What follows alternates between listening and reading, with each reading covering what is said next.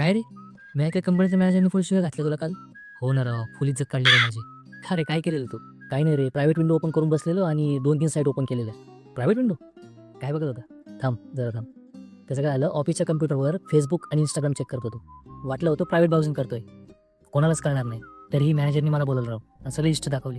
अरे येड्या, private browsing म्हणजे सगळे लपून राहतात असं वाटलं का तुला? अरे हो ना राव, मला पण असंच वाटलेलं.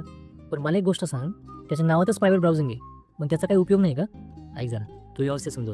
प्रायव्हेट ब्राउझिंग म्हणजे तुझ्या ब्राउझरवरची हिस्ट्री, कुकीज आणि ऑटोफिल डेटा हा सेव्ह होत नाही. म्हणजेच फक्त तुझ्याच मशीनवर कोणालाही काही दिसणार नाही. मग मॅनेजरला कसं कळलं? हे बघ, प्रायव्हेट ब्राउझिंग हे फक्त तुझ्या ब्राउझरपुरतीच मर्यादित आहे. पण तुझ्या कंपनीचं नेटवर्क, तुझं IT डिपार्टमेंट आणि तुझं इंटरनेट सर्व्हिस प्रोव्हायडर, तू जे काय ब्राउज करतो ना, हे सगळं त्यांना स्पष्ट दिसतं. म्हणजे मला वाटत होतं मी सेफ आहे.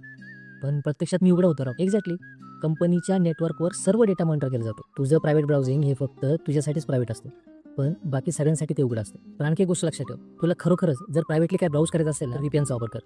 VPN तुझ्या ब्राउझिंगला इन्क्रिप्ट करतो आणि तुझा डेटा सुरक्षित ठेवतो. पण लक्षात ठेव, कंपनीच्या नेटवर्कवर VPN वापरणं अनेकदा नियमांच्या बाहेर असतं. म्हणजे ऑफिसच्या कम्प्युटरवर काही वेळ वापरत सर्च करणं रिस्की आहे. बरोबर. ऑफिसचा कम्प्युटर हा फक्त ऑफिसच्याच कामासाठी वापर. मग आता तरी कळलं का प्रायव्हेट ब्राउझिंग काय असतं? हो रे बाबा, 100%.